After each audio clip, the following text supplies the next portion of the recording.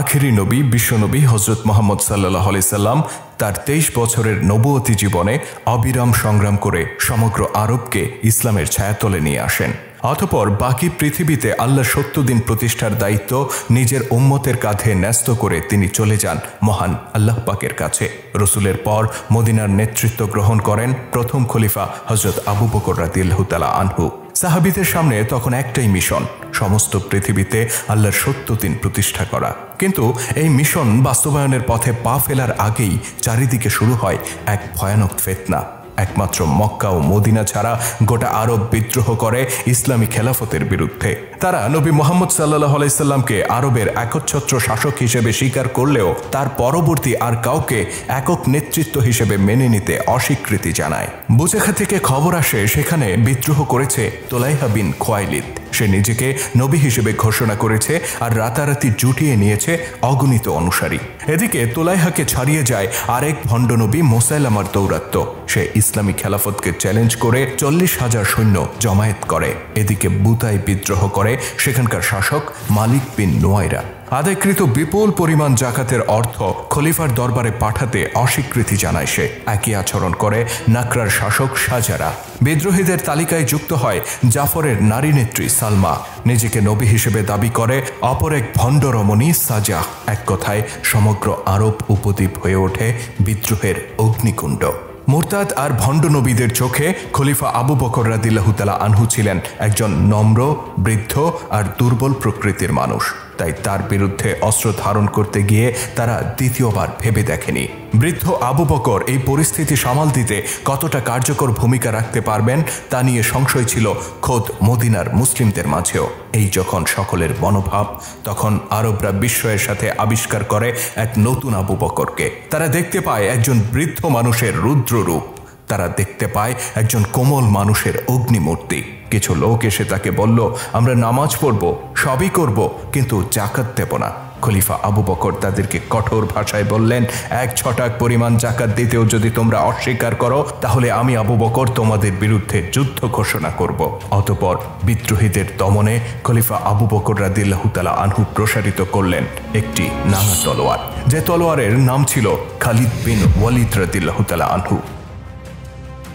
রসুলের রেখে যাওয়া এই তলোয়ারকে খলিফা আবু বকর রাদিয়াল্লাহু তাআলা আনহু যেদিকেই প্রসারিত করেছেন তার নির্দয় আঘাতে চূর্ণ হয়ে যায় ষড়যন্ত্রকারীদের মস্তক, ভস্ম হয়ে যায় স্বধর্মত্যাগীদের সমস্ত ফিতনা, স্তব্ধ হয়ে যায় বিদ্রোহীদের প্রতিটি কণ্ঠ।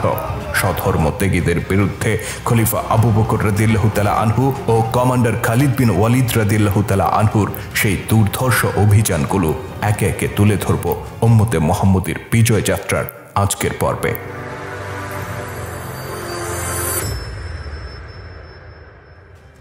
আবু বকর রাদিয়াল্লাহু তাআলা আনহুর শাসনামলে খালিদ বিন ওয়ালিদ রাদিয়াল্লাহু তাআলা আনহু প্রথম অভিযান পরিচালনা করেন ভণ্ড নবী তোলাইহার বিরুদ্ধে।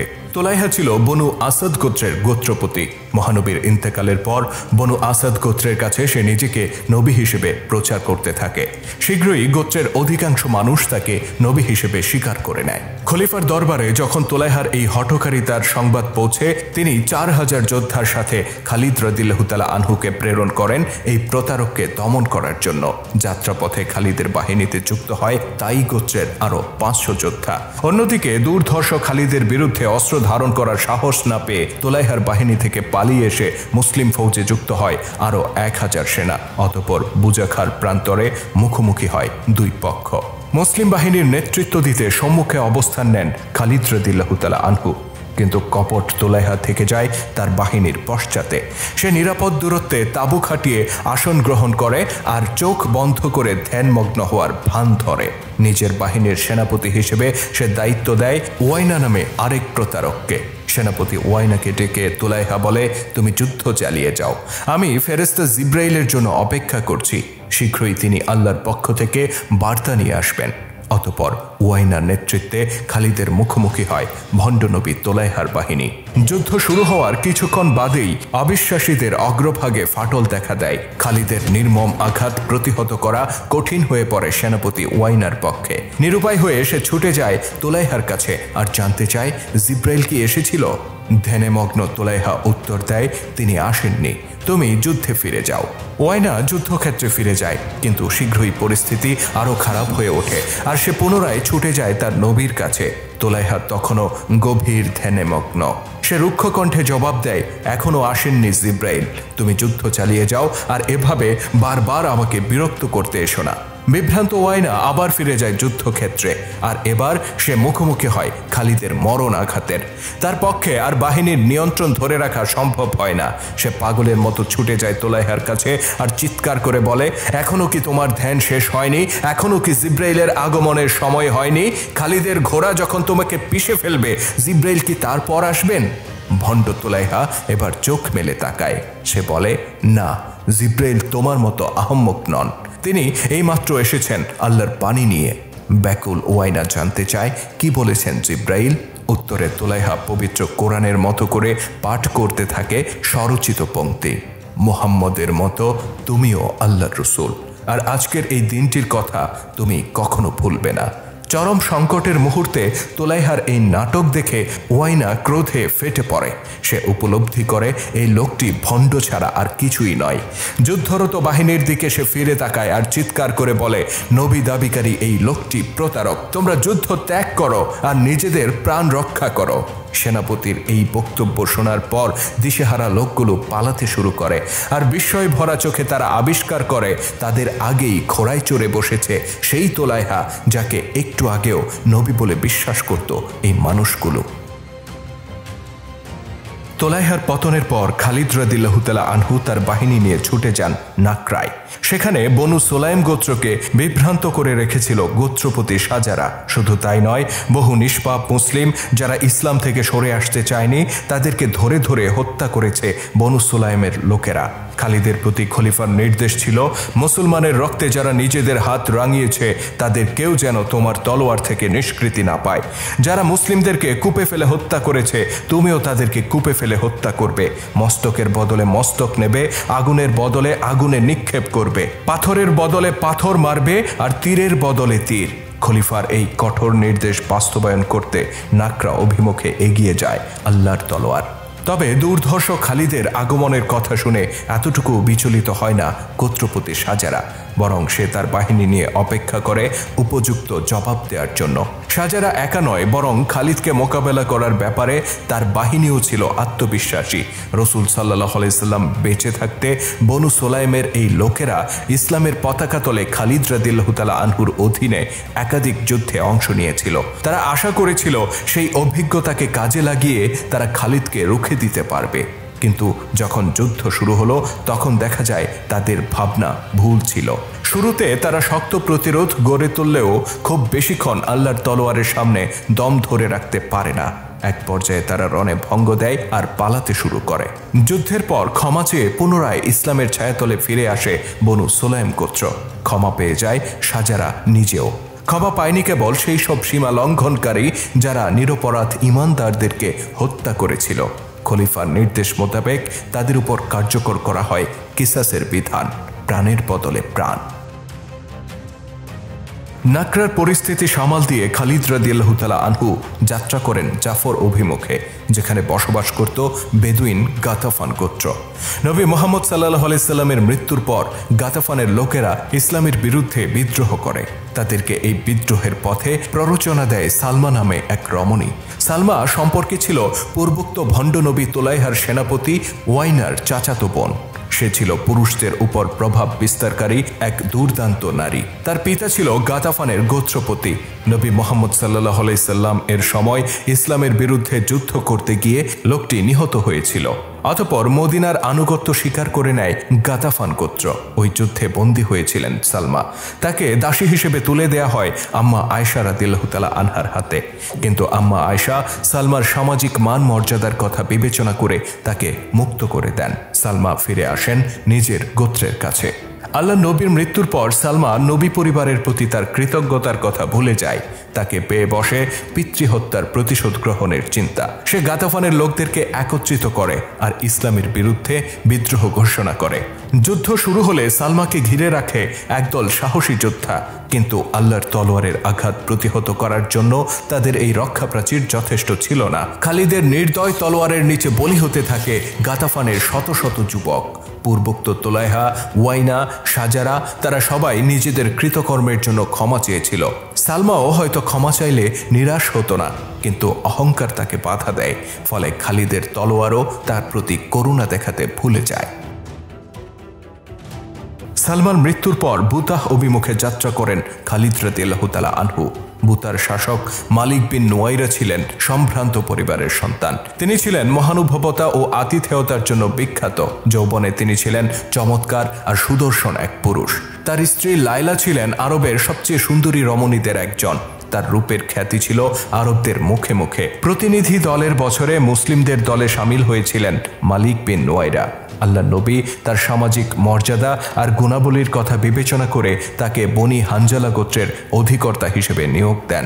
তার প্রধান দায়িত্ব ছিল জাকাত ও অন্যান্য কর আদায় করে মদিনায় প্রেরণ করা। প্রথম দিকে মালিক সততা ও দক্ষতার সাথে এই দায়িত্ব পালন করলেও মহানবীর ইন্তেকালের পর তিনি তার সংগৃহীত বিপুল পরিমাণ জাকাত মদিনায় পাঠাতে অস্বীকৃতি জানান এবং স্বধর্মত্যাগীদের দলে যোগ দেন।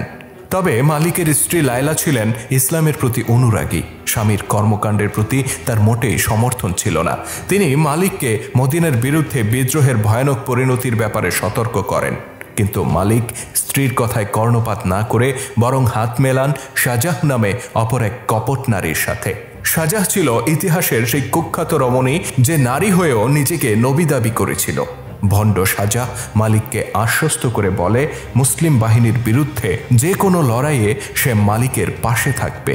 মালিকের বিশ্বাসঘাতকতার ব্যাপারে জানতে পেরে খালিদ রাদিয়াল্লাহু তাআলা আনহু বুতাহ অভিমুখে রওনা হয়ে যান। এদিকে ততক্ষণে আরব ত্যাগ করে ইরাকের উদ্দেশ্যে রওনা হয়ে যায় ভণ্ড নবী শাজাহ। খালিদের তলোয়ারের মুখে মালিককে একা ফেলে সে এভাবে চলে যাবে মালিক তা কখনো কল্পনাও করেননি। এই অবস্থায় তিনি নিজেকে অসহায় অনুভব করেন আর বিনা যুদ্ধে খালিদের কাছে আত্মসমর্পণ করেন। খালিদ বুতায় প্রবেশ করেই সেখানকার নিয়ন্ত্রণ নিজের হাতে তুলে নেন। অতঃপর পাকড়াও করেন মালিক বিন নুয়াইরা, তার সুন্দরী স্ত্রী লায়লা সহ বিশিষ্ট ব্যক্তিদেরকে। মালিক তার কৃতকর্মের জন্য অনুশোচনা করলে তিনিও হয়তো ক্ষমা পেতেন, কিন্তু তিনি তার কৃতকর্মের জন্য এতটুকু অনুশোচনা করেন না, বরং তিনি খালিদের সাথে উদ্ধতপূর্ণ আচরণ করেন আর নবী মুহাম্মদ সাল্লাল্লাহু আলাইহি সাল্লাম এর ব্যাপারে অবজ্ঞা প্রকাশ করেন। খালিদ রাদিয়াল্লাহু তাআলা আনহু বুঝতে পারেন লোকটি কখনোই আত্মা থেকে ইসলামের প্রতি সমর্পিত ছিল না, ভবিষ্যতেও সমর্পণের কোনো আশা নেই। তাই খালিদ রাদিয়াল্লাহু তাআলা আনহু মালিকের মৃত্যুদণ্ডের আদেশ দেন। তবে তার স্ত্রী লায়লা ছিলেন বিনয়ী আর ইসলামের প্রতি অনুরাগী, যে কারণে তাকে কোনো শাস্তি দেয়া হয় না। বিধবা লায়লার অপূর্ব সৌন্দর্য মুগ্ধ করেছিল খালিদ রাদিয়াল্লাহু তাআলা আনহুকে। বুতাহ ত্যাগ করার আগে তিনি লায়লাকে বিবাহের প্রস্তাব দেন। লায়লাও খালিদের বীরত্ব আর ব্যক্তিত্বের প্রতি তীব্র আকর্ষণ অনুভব করেন। ফলে উভয়ের সম্মতিতে বিবাহ সম্পন্ন হয়। প্রথমে তুলাইহা, তারপর সাজারা, অতঃপর সালমা আর সর্বশেষ মালিক বিন নুয়াইরা। একের পর এক বিদ্রোহীদের পতনে খালিদকে খুব বেশি শক্তি ব্যয় করতে হয়নি। মূলত আল্লাহর দিনকে বিজয়ী করার সংগ্রামে জীবন উৎসর্গ করতে পাগল পারা একদল মানুষের ইমানি জজবার সাথে যখন যুক্ত হয়েছিল খালিদের গতি, ক্ষিপ্রতা আর রণকৌশল, তখন এই বাহিনী হয়ে উঠেছিল অপরাজেয়। খালিদের এই ফৌজকে প্রাথমিকভাবে খলিফা আবু বকর রাদিয়াল্লাহু তাআলা আনহু যে মিশন দিয়েছিলেন তা এরই মধ্যে সম্পন্ন হয়েছে, কিন্তু এর পরপরই আসে খালিদের অগ্নি পরীক্ষার পালা। তার হাতে পৌঁছে যায় খলিফার নতুন ফরমান। সেই ফরমানে বলা হয়েছে দ্রুত এগিয়ে যাও ইয়ামামার প্রান্তরে, যেখানে স্বধর্মত্যাগীদের সবচেয়ে বড় কাফেলাকে জমায়েত করেছে ভণ্ড নবী মুসাইলামা। অতঃপর নতুন মিশন নিয়ে বুতাহ ত্যাগ করে খালিদের বাহিনী। ইয়ামামার প্রান্তরে আকরাবার বিশাল সমভূমিতে মুসাইলামা জড়ো করেছিল তার অনুগত 40,000 যোদ্ধাকে। এরা প্রত্যেকে মুসাইলামাকে নবী বলে বিশ্বাস করত আর তার জন্য জীবন দিতে প্রস্তুত ছিল। এই মানুষগুলোর মধ্যে ছিল এক অদ্ভুত বিশ্বাস। তারা নবী মুহাম্মদ সাল্লাল্লাহু আলাইহি সাল্লামকে আল্লাহর নবী হিসেবে স্বীকার করত, আবার একই সাথে মুসাইলামাকেও নবী বলে বিশ্বাস করত। ভণ্ড মুসাইলামা তাদেরকে এই কথা বলে বিভ্রান্ত করেছিল যে মুহাম্মদ সাল্লাল্লাহু আলাইহি সাল্লাম আল্লাহর সত্য নবী আর আমি হলাম তার সহকারী। যে আমাকে মানে না সে মুহাম্মদ সাল্লাল্লাহু আলাইহি সাল্লামকেও মানে না।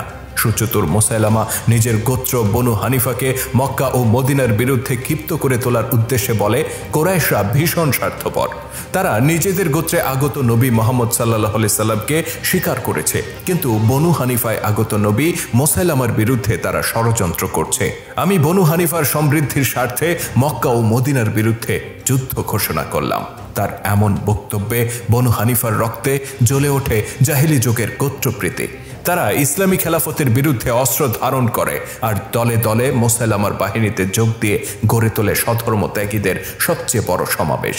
অতঃপর দ্বাদশ হিজরি মোতাবেক 632 খ্রিস্টাব্দের ডিসেম্বর মাসের কোনো এক সকালে আগ্রাবার সমভূমিতে এই বিশাল বাহিনীর মুখোমুখি হন আল্লাহর তলোয়ার খালিদ রাদিয়াল্লাহু তাআলা আনহু, যা ইতিহাসে ইয়ামামার যুদ্ধ নামে পরিচিত। মুসাইলামার 40,000 সেনার বিরুদ্ধে এই যুদ্ধে অংশ নিয়েছিলেন 13,000 মুসলিম সেনা। ইয়ামামার যুদ্ধে খালিদ রাদিয়াল্লাহু তাআলা আনহু তার বাহিনীকে ডান বাহু, বাম বাহু এবং মধ্যবর্তী কোর এই 3টি অংশে বিভক্ত করেন। কেন্দ্রীয় কোর নিজের কমান্ডে রেখে বাম বাহুর কমান্ডার হিসেবে তিনি দায়িত্ব দেন আবু হুযায়ফা রাদিয়াল্লাহু তাআলা আনহুকে। অন্যদিকে ডান বাহুর কমান্ডার হিসেবে দায়িত্ব দেন যায়েদ বিন খাত্তাব রাদিয়াল্লাহু তাআলা আনহুকে। অতঃপর সর্বাত্মক যুদ্ধ শুরু করার আগে দ্বৈত যুদ্ধের আহ্বান নিয়ে এগিয়ে যান খালিদ বিন ওয়ালিদ রাদিয়াল্লাহু তাআলা আনহু। আল্লাহর তলোয়ারকে মোকাবেলা করতে মুসাইলামার ইশারায় এগিয়ে আসে তার সেরা 2 যোদ্ধা। একসাথে দুজনকে এগিয়ে আসতে দেখে মুসলিম শিবিরে খালিদের সহযোদ্ধাদের মাঝে দেখা দেয় উৎকণ্ঠা, কিন্তু খালিদ রাদিয়াল্লাহু তাআলা আনহু ছিলেন নির্বিকার। তিনি তার স্বভাবসুলভ ক্ষিপ্রতা দিয়ে একাই দুজনকে মোকাবেলা করেন আর তাদেরকে হত্যা করেন। অতঃপর মুসাইলামার দিকে তাকিয়ে পুনরায় দ্বৈত যুদ্ধের আহ্বান জানান তিনি, কিন্তু এবার মুসাইলামার পক্ষ থেকে কোনো সাড়া আসে না। অতঃপর তিনি মুসাইলামাকে ইসলামের ছায়াতলে ফিরে আসার আহ্বান জানান, কিন্তু ভণ্ড লোকটি যুদ্ধ চালিয়ে যাওয়ার ঘোষণা দেয় এবং নিজের বাহিনীর পেছনে গিয়ে সুরক্ষিত বলয়ের মধ্যে অবস্থান গ্রহণ করে। মুসাইলামার বাহিনী শুরুতে সামনে অগ্রসর হয় না, বরং তারা প্রতিরোধমূলক অবস্থান গ্রহণ করে। খালিদের বাহিনী প্রতিপক্ষের উপর সর্বশক্তি দিয়ে আঘাত করে। বিদ্রোহীদের সারি সারি লাশ পড়তে থাকে, কিন্তু আশ্চর্যের বিষয় তারা প্রাণপণ আঘাত করেও শত্রুর প্রতিরোধ ব্যবস্থায় চির ধরাতে ব্যর্থ হয়। মনে রাখতে হবে, ইয়ামামার যুদ্ধে মুসলিম বাহিনী ইমানের চেতনায় যতটা উদ্দীপিত ছিল, মুসাইলামার বাহিনীও ঠিক ততটাই উদ্দীপিত ছিল। তারাও আল্লাহকে বিশ্বাস করত আর মুসাইলামাকে নবী মনে করে তার জন্য জীবন দিতে প্রস্তুত ছিল। যুদ্ধক্ষেত্রে তারা এক অনমনীয় প্রাচীরের মতো দাঁড়িয়ে যায়। শত চেষ্টা করেও সেই প্রাচীরে ফাটল ধরাতে ব্যর্থ হয় খালিদের বাহিনী। অসংখ্য প্রাণীর বিনিময়ে প্রথম আঘাত প্রতিহত করার পর মুসাইলামা তার বাহিনীকে পাল্টা আঘাতের নির্দেশ দেয়। তার আদেশে 40,000 সেনা একযোগে আক্রমণ রচনা করে। এবার মুসলিমদের ইমানের পরীক্ষা দেওয়ার পালা। 3 গুণ শক্তিশালী প্রতিপক্ষের আক্রমণ ঠেকাতে তারা আপ্রাণ চেষ্টা করেন, কিন্তু শত্রুর চাপ এতটাই বেশি ছিল যে এক পর্যায়ে তারা পিছু হটতে বাধ্য হন। যুদ্ধক্ষেত্র থেকে খানিকটা পিছিয়ে নিরাপদ দূরত্বে গিয়ে তারা মিলিত হন। খালিদ রাদিয়াল্লাহু তাআলা আনহু পুনরায় তাদেরকে সংগঠিত করেন। তার নেতৃত্বাধীন এই বাহিনী যুদ্ধক্ষেত্র ছেড়ে পালিয়ে আসার ঘটনা এটাই প্রথম। তারা প্রত্যেকে ভীষণ লজ্জিত অনুভব করেন আর কথা বলার ভাষা হারিয়ে ফেলেন। তারা বুঝতেই পারছিলেন না একটু আগে কি ঘটে গেল। তারা বিলম্ব না করে যুদ্ধক্ষেত্রে ফিরে যাওয়ার সিদ্ধান্ত নেন আর প্রতিজ্ঞা করেন পরিস্থিতি যাই হোক না কেন তারা যুদ্ধক্ষেত্র ত্যাগ করবেন না। অতঃপর আহত সিংহের মতো তারা পুনরায় ঝাঁপিয়ে পড়েন মুসাইলামার বাহিনীর উপর। দ্বিতীয় দফায় মুসলিম বাহিনীর এই আক্রমণ ছিল পূর্বের তুলনায় বহুগুণ প্রচণ্ড। তবে এবারও মুসাইলামার বাহিনী দাঁত কামড়ে পড়ে থাকে। হাজার হাজার সেনার রক্তে ইয়ামামার মাটি ভিজে যায়, তথাপি বিদ্রোহীদের একজনও যুদ্ধক্ষেত্র ছেড়ে পালিয়ে যায় না। খালিদ রাদিয়াল্লাহু তাআলা আনহু উপলব্ধি করেন এভাবে যুদ্ধ চালিয়ে গেলে হয়তো মুসাইলামার 40,000 সেনাই নিহত হবে, তবু তারা হাল ছাড়বে না। ফলে বিপুল সংখ্যক মুসলিমকেও প্রাণ হারাতে হবে এই যুদ্ধে। তিনি মুসলিম বাহিনীর ক্ষয়ক্ষতি এড়িয়ে কিভাবে বিদ্রোহীদেরকে খতম করা যায় সেই চিন্তা করতে থাকেন। অতঃপর তিনি সিদ্ধান্ত নেন যে কোনো মূল্যে মুসাইলামাকে হত্যা করতে হবে। একমাত্র তার মৃত্যুই পারে তার বাহিনীকে টলিয়ে দিতে। তবে খালিদের পক্ষে মুসাইলামা পর্যন্ত পৌঁছানো সহজ ছিল না। ভণ্ড লোকটি তার সৈন্যদের পেছনে একদল বিশ্বস্ত দেহরক্ষীর নিরাপত্তা বলয়ের মধ্যে অবস্থান করছিল। এই বলয় পেরিয়ে তার কাছে পৌঁছতে গেলে নিজের জীবন হাতে করে নিয়ে যেতে হবে। খালিদ রাদিয়াল্লাহু তাআলা আনহু এই মৃত্যু ভয় উপেক্ষা করে ছুটে যান মুসাইলামার দিকে। মুসাইলামার দেহরক্ষীদের একজন বর্শা হাতে এগিয়ে আসে, কিন্তু সে যখন খালিদকে নিশানা করতে যাবে তখন সে নিজেই নিশানায় পরিণত হয়। মুসলিম শিবির থেকে ছুটে আসা একটি তীর বিদ্ধ হয় তার কণ্ঠদেশে, ফিনকি দিয়ে রক্ত বের হয়ে আসে আর সে মাটিতে লুটিয়ে পড়ে। তার পরন্ত বর্শাটি বাজ পাখির মতো ছোঁ মেরে তুলে নেন খালিদ রাদিয়াল্লাহু তাআলা আনহু আর তা সজোরে নিক্ষেপ করেন মুসাইলামার বুকে। কিন্তু আফসোস, ক্ষিপ্র মুসাইলামা একেবারে শেষ মুহূর্তে সরে যায় আর বর্শাটি বিদ্ধ হয় পাশে থাকা এক রক্ষীর বুকে। হতচকিত মুসাইলামা ভয়ে আঁতকে ওঠে, তার চেহারা রক্তশূন্য হয়ে পড়ে। সে দৌড়ে দেয়াল ঘেরা এক বাগানের মধ্যে আশ্রয় নেয়। তার সেনারাও তাকে অনুসরণ করে। ৭,০০০ বিদ্রোহী বাগানের ভেতরে প্রবেশ করার পর ভেতর থেকে দরজা বন্ধ করে দেয়া হয়। বাকিরা যে যেদিকে পারে পালিয়ে যায়। মুসাইলামা প্রাচীর ঘেরা বাগানে আশ্রয় নেয়ার পর খালিদ রাদিয়াল্লাহু তাআলা আনহু সহযোদ্ধাদেরকে নিয়ে যুদ্ধক্ষেত্র পরিদর্শন করেন। এ সময় সৃষ্টি হয় এক হৃদয় বিদারক দৃশ্য। আকরাবার সমভূমিতে তখন পড়েছিল প্রায় ১২০০ মর্দে মুজাহিদের লাশ। শহীদদের মধ্যে ছিলেন হযরত ওমর রাদিয়াল্লাহু তাআলা আনহুর বড় ভাই যায়েদ বিন খাত্তাব রাদিয়াল্লাহু তাআলা আনহু, যিনি ছিলেন খালিদের বাহিনীর ডান বাহুর কমান্ডার। আরেক পাশে নিথর অবস্থায় পড়েছিলেন বাম বাহুর কমান্ডার রাসূলের প্রিয় সাহাবী আবু হুযায়ফা রাদিয়াল্লাহু তাআলা আনহু। তার পাশে শায়িত ছিলেন হাফিজে কোরআন সালিম রাদিয়াল্লাহু তাআলা আনহু, যার সুমধুর কণ্ঠের তেলাওয়াত শুনে মুগ্ধ হতেন স্বয়ং আল্লাহর নবী। এভাবে একে একে প্রিয় মানুষদের নিথর দেহ আবিষ্কার করে বুক ভারী হয়ে ওঠে খালিদ ও তার সহযোদ্ধাদের। মুসাইলামা তাদের এত বেশি ক্ষতি করেছে যা অতীতে কেউ কখনো করতে পারেনি। তারা সিদ্ধান্ত নেন মুসাইলামাকে এক মুহূর্তের জন্য নিষ্কৃতি দেয়া হবে না। দিনের আলো নিভে আসার আগেই তার জীবনের আলো নিভিয়ে দেওয়ার প্রতিজ্ঞা করে খালিদের বাহিনী। তবে মুসাইলামাকে ধ্বংসের পথে বাধা হয়ে দাঁড়িয়েছিল বাগান ঘেরা ওই প্রাচীরটি এতই মজবুত ছিল যে তা ভেঙে ফেলার উপযোগী কোনো সরঞ্জাম মুসলিম বাহিনীর হাতে ছিল না। এ সময় এগিয়ে আসেন রাসূলের আরেক বিশ্বস্ত সাহাবী বারা ইবনে মালিক রাদিয়াল্লাহু তাআলা আনহু। তিনি বলেন, একটি মই নিয়ে এসো আর আমাকে প্রাচীরের ওপারে যেতে সাহায্য করো, যেন আমি ভেতর থেকে দরজা খুলে দিতে পারি। তার এমন কথা শুনে সহযোদ্ধারা অসম্মতি জানান।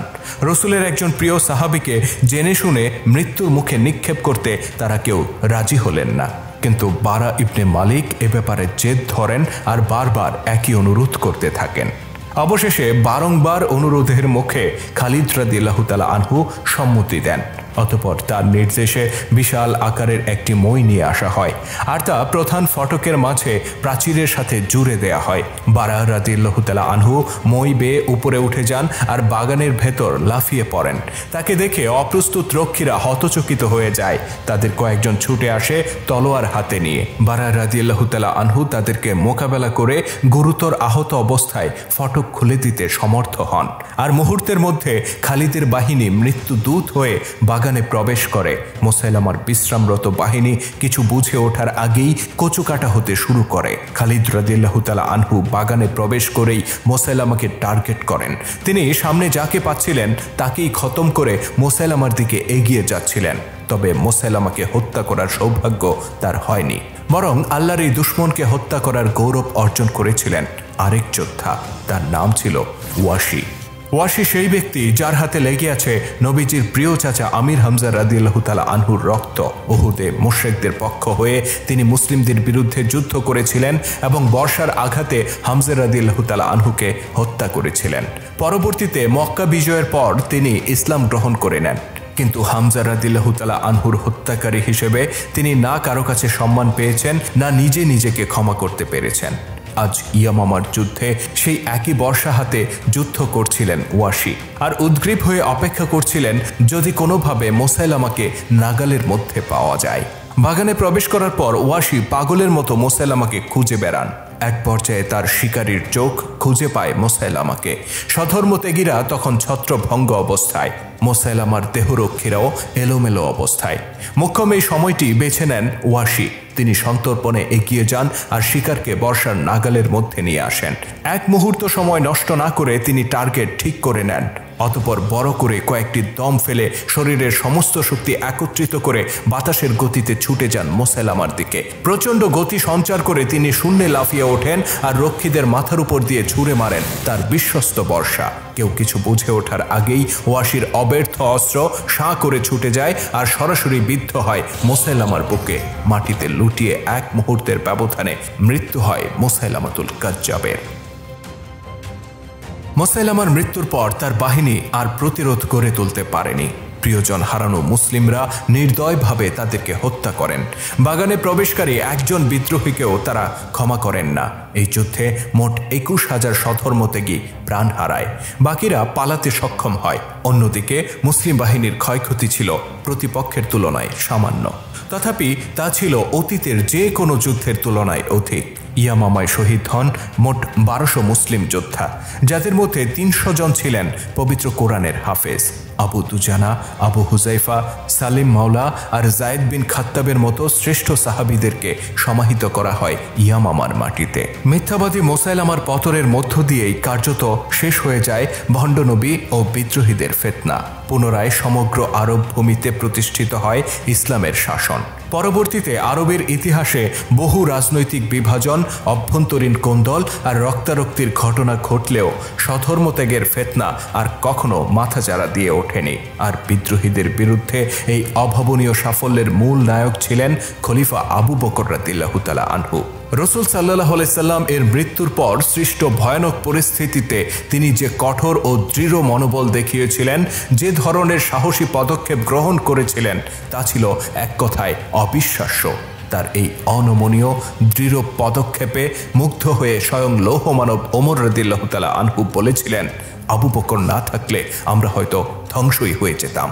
অতঃপর সধর্মত্যাগীদের ফিতনা দূর করার পর খলিফা আবু বকর রাদিয়াল্লাহু তাআলা আনহু মনোযোগী হয়ে ওঠেন আরব ভূমির বাইরে, অর্থাৎ সারা পৃথিবীতে আল্লাহর সত্য দিন প্রতিষ্ঠার মিশনে।